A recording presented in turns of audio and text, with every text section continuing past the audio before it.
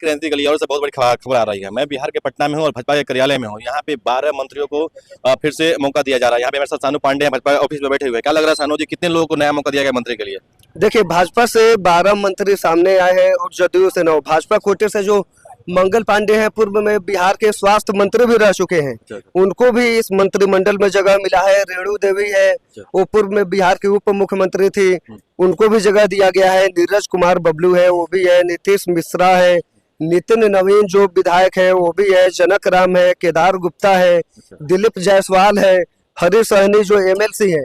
बीच में जो काफी विवाद हुआ था, मुकेश सहनी जब प्रेशर पॉलिटिक्स खेल रहे थे, लगातार यात्रा पे निकले हुए थे, तब बीजेपी ने उनको सामने लाया था, रिप्रेजेंट किया था। उसके बाद कृष्णनंदन पासवान है, दलित समाज से आते हैं।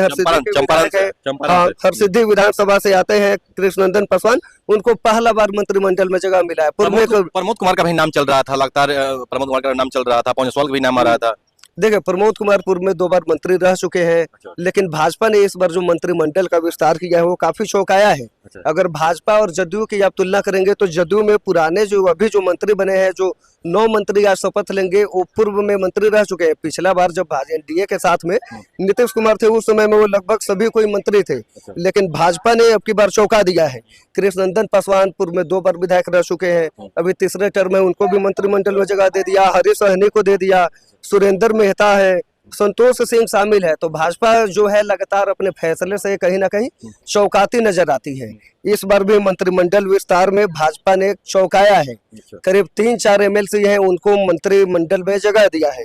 वहीं अगर जदयू कोटे से बात करें तो सुनील कुमार है, पूर्व में वो भी रहे हैं। शीला मंडल है, अशोक चौधरी तो हर एक बार मंत्रिमंडल में रहते ही है। नीतीश कुमार के काफी करीबी विधायक है। कितने स्वर्णों को मंत्रिमंडल में जगह दिया गया है? देखिए, भाजपा में दिख रहा है कि 4 स्वर्ण को मंत्रिमंडल में जगह दिया गया है। वही जदयू में अभी कुछ कंफर्म नहीं है, जदयू में 2-3 है, लेकिन जदयू के बारे में बताते हैं कि कितने मंत्री हैं। सुनील कुमार है, शीला मंडल है, अशोक चौधरी है, महेश्वर हजारी है, जयंत राज है, जमा खा है, लेसी सिंह है, रत्नेश सदा है और मदन सैनी है। रत्नेश सदा भी पिछड़ा समाज से आते हैं, दलित समाज से आते हैं। पिछले कार्यकाल में भी वो मंत्री थे, अब की बार भी रत्नेश सदा को मंत्रिमंडल में शामिल किया गया है। मदन सहनी है, मदन सहनी को भी मंत्रिमंडल में शामिल किया गया है।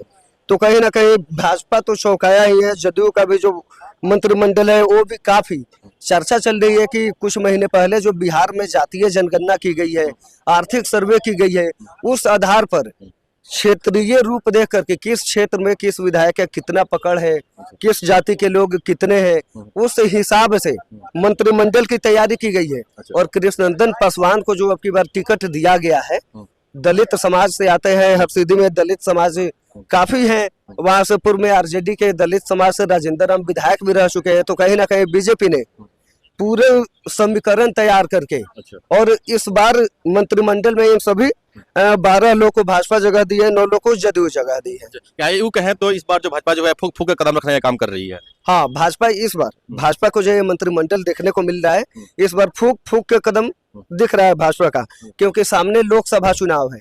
टिकट को लेकर भी सरगर्मी चालू है।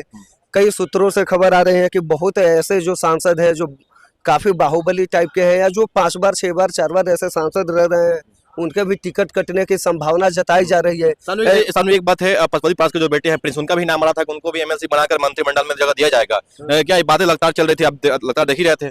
देखिए, अभी कंफर्म नहीं हो पाया, लेकिन कहीं ना कहीं ये चर्चा चल रहा है कि पशुपति पारस को सिर्फ 1 सीट मिलेगा।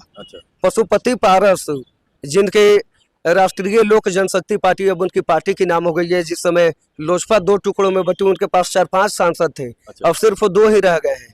तो इस हिसाब से उनको एनडीए ने 1 ही टिकट दी है। अब या तो पशुपति पारस लड़ेंगे या कौन प्रिंस पासवान लड़ेंगे, कौन लड़ेगा ये अभी क्लियर ही नहीं हो पा रहा है। अच्छा, सानू लगातार जैसे खबर चल रही थी कि पशुपति पारस को आपको राज्यपाल बनाया जाएगा किसी राज्य का, उसके बाद आपको प्रिंस को मंत्री बना दिया जाएगा किसी बिहार में बनाकर। मंत्रिमंडल का लिस्ट तो आ गया, कहीं तो नाम ही नहीं है ना। कहीं देखिए, चिराग पासवान है, प्रिंस पासवान है, दोनों के बीच लगातार लड़ाई जारी है। हाजीपुर लोकसभा सीट ही जीत गया है। पहले तो पूर्व में पार्टी के लिए जो थी वो थी, अब हाजीपुर को लेके जो गड़बड़ है तो उसे अभी ना कहीं लोजपा आर को सीट मिल चुका है, रालोसपा को अभी सीट नहीं मिला है। तो कहीं ना कहीं ये अभी तय नहीं माना जा रहा है कि आखिर पशुपति पारस के साथ में बीजेपी क्या करने वाली है? क्या आपकी बार हो सकता है कि धीरे धीरे उनको दरकिनार भी कर दे, साइड भी कर दे? अच्छा, अब भाजपा का इन नया जो खंडन जो है समझ में नहीं आ रहा है, क्योंकि 4 से 5 एमएलसी बनाकर मंत्री बनाया गया है। तो क्या लग रहा है इस पर क्या खेला होने वाला है? देखिए, पहले मैंने थोड़ा देर पहले बताया कि लोकसभा चुनाव को लेकर स्थानीय समीकरण को देखते हुए टिकट दी गई है, तो कहीं ना कहीं लग रहा है कि बीजेपी बहुत बड़ा खेला करने की तैयारी में है। जिस तरह से बीजेपी ने मंत्रिमंडल विस्तार करके सबको चौंकाया है, उसी तरह हो सकता है कि कल जब बीजेपी लोकसभा सीट के जो कैंडिडेट है वो जारी करेगी लिस्ट, तो उसमें भी चौंका दे। हो सकता है कि कोई ऐसा उम्मीदवार आ जाए जिसके बारे में कोई सोचा ना हो, जिसका कोई कल्पना नहीं कर सकता हो कि वो सांसद के रूप में उनका चयन हो सकता है, सांसद पर कैंडिडेट के रूप में चयन हो सकता है। तो देखिए आगे भाजपा क्या करती है, जदयू भी साथ में ही है, सीट बंटवारे के लगभग समीकरण तय हो गए हैं, तो देखिए आगे क्या होता है। सानू क्या लगता है कि रणधीर का नाम आ रहा था, रणधीर भी मंत्री बन सकते हैं?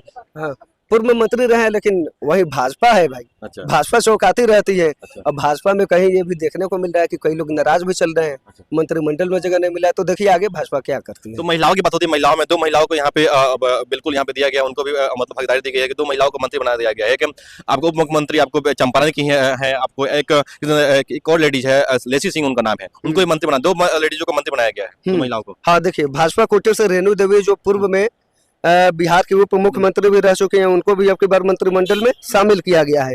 वही लेसी सिंह है, जदयू से है, उनको भी मंत्रिमंडल में शामिल किया गया है। तो हालांकि देखा जाए तो जिस तरह से जदयू के पास या भाजपा के पास काफी मात्रा में महिला विधायक हैं, उनको ज्यादा जगह दी जा सकती थी, लेकिन जिस तरह से भाजपा ने और जदयू ने एक एक महिला को मंत्री के रूप में चुना है, तो कहीं ना कहीं ये भी सोचने वाला है कि आखिर किस प्रकार से हो रहा है। कुछ दिन पहले आप देखे होंगे लोकसभा में चुनाव को लेकर महिला के लिए बिल पास हुआ था कि उनको 35% 30% आरक्षण दिया जाएगा। तो अगर उस आधार पर करते तो बेहतर रहता कि कम से कम भाजपा 2-3 महिलाओं को मंत्री बनाती, जदयू 2-3 महिलाओं को मंत्री बनाती, लेकिन वैसा नहीं देखने। जदयू कोटे से कितने महिलाओं को यहाँ पे मंत्री बनाने में लिस्ट में कुछ नाम है क्या? सिर्फ एक ही है, लेसी सिंह है। हाँ, लेसी सिंह का ही यहाँ पे नाम दिया गया है। अब देखिए आगे, अब ये तो हो ही गया है, मंत्रिमंडल का विस्तार हो गया है। अब आज शाम को 6 साढ़े 6 बजे शपथ ग्रहण भी होना है। फिर उसके बाद में देखिए आगे लोकसभा को लेकर जो भी मंत्रिमंडल में लोग चयन हुए उनको किस प्रकार से तैनाती की जाती है लोकसभा की तैयारी के लिए, आगे देखना बाकी हो।